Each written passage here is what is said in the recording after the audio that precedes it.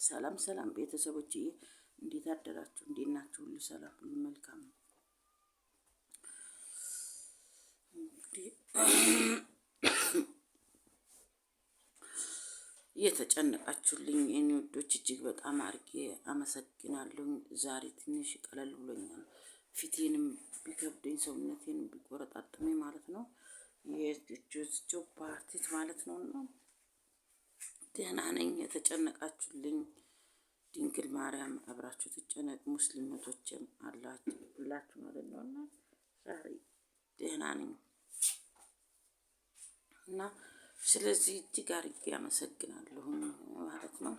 እስቲ ለዚህ እንትን የቧንቧ ውሃ ምናምን ስጠጣው አይደለ እሱ መሰለኝና የቧንቧ ውሃ አልጠጣም፣ የጃር ውሃ አልጠጣም። እና ይሄ ምንድነው ቦክ የሚሉት ውሃ አለና እንደዚያ ነው። የቧንቧ ውሃ ስጠጣ በቃ እንዲህ ነው የሚያደርገኝ ኩላሊቴን ማለት ነውና ለዚህ ነው ጋይስ እላችኋለሁ። እና አንድ ጊዜ ሂጄ ያው መድኃኒት ሰጥተውኝ ነበር። ካልተሻለሽ ትመለሻለሽ ብለውኝ ነበር ዶክተሮቹም ያሉኝ የዛ ጊዜ በቃ ውሃ ምረጪ በቃና ኩላሊት ኢንፌክሽን ስለሆነ ብለውኝ ማለት ነውና እግዚአብሔር ከዚህ ሰውረን እህቶቻችን ነው የምለው። በቃ ምንም ሳይኖር ግድ ነው እንግዲህ ውሃ አትሞቱ ማለት ነውና ስለዚህ አንድ ቀን እሱን ስጠጥ እንደዚህ የሚያደርገኝ ማለት ነው። በቃ አያችሁ ፊቴን ሁሉ ሰውነቴን ሁሉ ነው በቃ ለውጥ የሚያደርገው። በዛ ላይ ልጅ መውለድ ይሻላል ነው የምላቸው። ማርያም ልጅ መውለድ ይሻላል። ሽንቴ መጣው ይለኛል መለሳለሁ፣ ሽንቴ መጣው ይለኛል መለሳለሁ።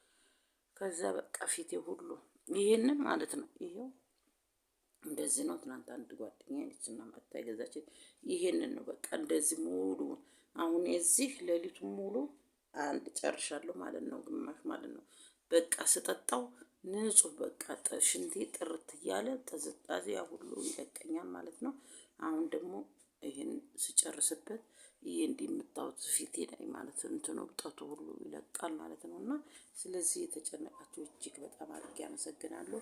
ኑሩልኝ፣ ባላችሁበት ፈጣሪ ይጠብቃችሁ። እህት ወንድሞቼ፣ ሙስሊሞችም እህቶቼ ወንድሞቼ አላህ ባለበት ሁላችሁም ይጠብቃችሁ። ምንም አይንካብኝ እህቶቼ ወንድሞቼ፣ አመሰግናለሁ።